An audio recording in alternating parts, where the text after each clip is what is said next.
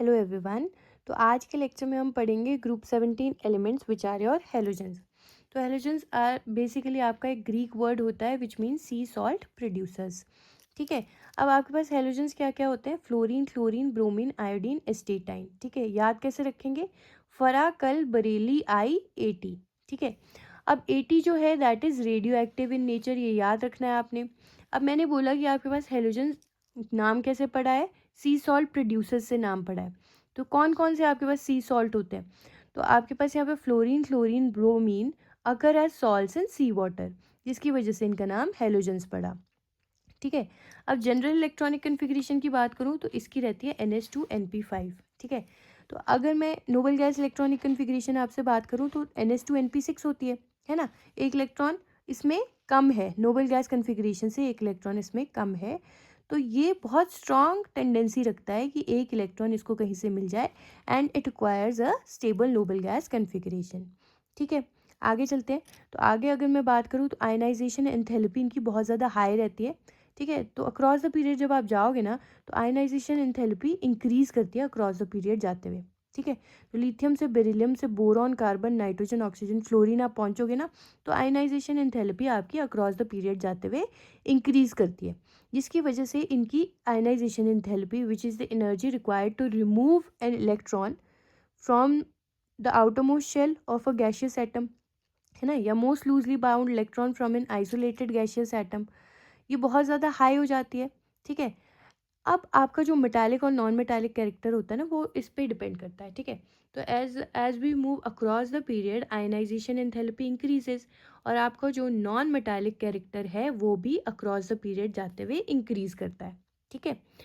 अब down the group देखोगे तो नॉन मेटालिक कैरेक्टर आपका डिक्रीज करता है as we go down the group. ठीक है। तो जैसे जैसे फ्लोरीन से, क्लोरीन से, ब्रोमीन से आयोडीन गए तो आपके पास नॉन मेटालिक कैरेक्टर घटता जाएगा, जिसकी वजह से जो आयोडीन है आपका that is a non metal with metallic lustre. ठीक है। तो आपने ये याद रखना है, इसमें नॉन मेटालिक कैरेक्टर घट गया बट फिर भी आपका ये नॉन मेटल की तरह एग्जिस्ट करता है, हैविंग अ मेटालिक लस्टर। ठीक है। अब आगे चलते हैं। तो आपके पास यहाँ पे मेल्टिंग पॉइंट और बॉइलिंग पॉइंट की मैं बात करूँ तो सबसे पहले तो आपको ये पता होना चाहिए कि जो हेलोजेंस होते हैं दे show week van der Waals forces of attraction. तो forces of existing between halogens are weak van der Waals forces of attraction. अब मैंने ये आपसे पहले डिस्कस किया था, जो वैन डर वाल फोर्सेज होती है ना those are directly proportional to the atomic number. जैसे जैसे आपका एटॉमिक नंबर बढ़ेगा van der Waals forces of attraction बढ़ती जाएंगी। ठीक है। और जो van der Waals forces of attraction होती है that is also directly proportional to the melting point and boiling point. ठीक है। तो जैसे जैसे आपका एटॉमिक नंबर बढ़ा मेल्टिंग पॉइंट और बॉइलिंग पॉइंट भी बढ़ेगा because when der Waals forces of attraction बढ़ती जाती है। ठीक है। तो strong forces of attraction exist करती है इन आयोडीन। ठीक है। तो आपको पता है कि सॉलिड की फोर्सेस ऑफ अट्रैक्शन ज़्यादा होती है देन लिक्विड देन गैस। ठीक है। तो फ्लोरीन और क्लोरीन आपकी गैस की फॉर्म में एग्जिस्ट करती है, ब्रोमीन आपकी लिक्विड की फॉर्म में एग्जिस्ट करती है एंड आयोडीन आपकी सॉलिड फॉर्म में एग्जिस्ट करती है because the van der Waals forces of attraction increases as we go down the group with the increase in atomic number there is increase in melting point and boiling point as well. ठीक है। तो ये याद रखेंगे। तो इस पे question भी आ सकता है कि why fluorine and chlorine exist as gases, bromine as liquid and iodine as solid. तो आपने कैसे एक्सप्लेन करना है? The forces existing between these halogens are weak van der Waals forces of attraction, which are directly proportional to the atomic number and directly proportional to the melting point and boiling point. ठीक है। So as we go down the group, atomic number increases, forces of attraction also increases, hence the melting point and boiling point also increases. That is why iodine exists as a solid, bromine as liquid, and fluorine and chlorine as gases. कर लेंगे explain. Next चलते हैं। Next आपके पास atomic and ionic radii की अगर मैं बात करूं तो they are smallest in their respective period. जो हेलोजेंस होते हैं they are smallest in their respective period due to the maximum effective nuclear charge. ठीक है। तो जैसे आप अक्रॉस द पीरियड जाओगे ना, मैंने पहले आपको शायद बताया है ये, तो lithium, beryllium, boron, carbon, nitrogen, oxygen, fluorine की तरफ आप जा रहे हो, है ना, अक्रॉस द पीरियड जा रहे हो। तो आपके पास लिथियम सेकेंड शेल, लिथियम में जो इलेक्ट्रॉन है वो सेकेंड शेल में आ चुका है ना। फिर बेरिलियम में भी सेम शेल में इलेक्ट्रॉन ऐड हो रहा है सेकंड शेल में, बोरॉन में भी सेम शेल में इलेक्ट्रॉन ऐड हो रहा है ना, कार्बन, नाइट्रोजन, ऑक्सीजन, फ्लोरीन में भी सेम शेल में इलेक्ट्रॉन ऐड हो रहा है। है ना। और जैसे जैसे क्रॉस द पीरियड जा रहे हो nuclear charge is also increasing by 1 unit, है ना। तो शेल सेम है, electron and nuclear charge increase होता जा रहा है। तो सपोज लिथियम इतना बड़ा साइज का था, है ना, बेरिलियम थोड़ा छोटा हो जाएगा क्योंकि forces of attraction between the nucleus and the outermost electron will increase, है ना। बोरॉन उससे छोटा होगा, है ना। कार्बन उससे छोटा, नाइट्रोजन उससे छोटा, ऑक्सीजन उससे छोटा एंड फ्लोरीन सबसे छोटा हो जाएगा। ठीक है, आपने ये याद रखना है कि आपके रिस्पेक्टिव पीरियड में हेलोजन सबसे छोटे होते हैं, नोबल गैसेस सबसे छोटे नहीं होते। ठीक है, नोबल गैसेस में अलग केमिस्ट्री होती है, वो मैं तब बताऊंगी जब नोबल गैसेस पढ़ेंगे। आपने इतना याद रखना है कि हेलोजन्स अक्रॉस द पीरियड जाते हुए सबसे छोटे अपने रिस्पेक्टिव पीरियड में होते हैं। तो फ्लोरीन आपका सेकेंड पीरियड का सबसे छोटा एलिमेंट है। ठीक है, तो नेक्स्ट चलो। तो आई होप आपको इतना समझ में आया। नेक्स्ट आपके पास इलेक्ट्रोनेगेटिविटी का कॉन्सेप्ट लगता है। तो आपको पता होना चाहिए कि आपके जो हेलोजन्स होते हैं they are highly electronegative elements and fluorine being the most electronegative element in the periodic table. तो most electronegative in the periodic table is what, fluorine. तो ये भी मैंने पहले आपको डिस्कस कर रखा है। तो electronegativity basically it is the ability to attract shared pair of electron in a chemical bond. Suppose आपके पास एक केमिकल बॉन्ड है ना। तो मैं एक बारी पेंसिल से आपको दिखाती हूँ। तो सपोज आपके पास एक केमिकल बॉन्ड है HF, है ना। तो आपके पास ये बॉन्ड के जो इलेक्ट्रॉन्स है, 2 इलेक्ट्रॉन से ये बॉन्ड बना होगा, कोवेलेंट बॉन्ड है ना, कुछ आयनिक कैरेक्टर इसमें है। तो आपके पास ये जो 2 इलेक्ट्रॉन्स है ये फ्लोरीन की तरह शिफ्ट होंगे because electronegativity of fluorine is more than that of hydrogen. तो electronegativity is the ability of an atom to attract shared pair of electrons in a chemical bond towards itself, जिसकी वजह से fluorine acquire करेगा slight negative charge और hydrogen acquire करेगा slight positive charge.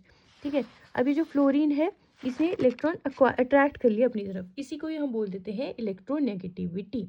तो आपके पास जो फ्लोरीन है that is the most electronegative element in the periodic table, आपने ये याद रखना है। अब आ जाओ बहुत ही इंपॉर्टेंट कॉन्सेप्ट पे, that is electron gain enthalpies.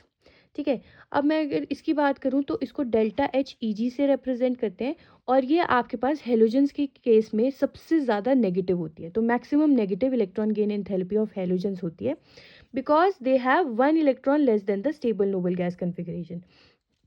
अब एक इलेक्ट्रॉन इनको मिल गया तो ये आपके पास अक्वायर कर लेंगे स्टेबल नोबल गैस कन्फिग्रेशन।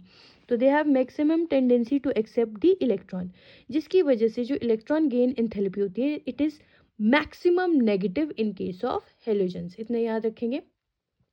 अब इलेक्ट्रॉन गेन एंथैल्पी होती क्या है, तो it is the enthalpy change when an extra electron is added to a neutral isolated gaseous atom to form gaseous अनायन।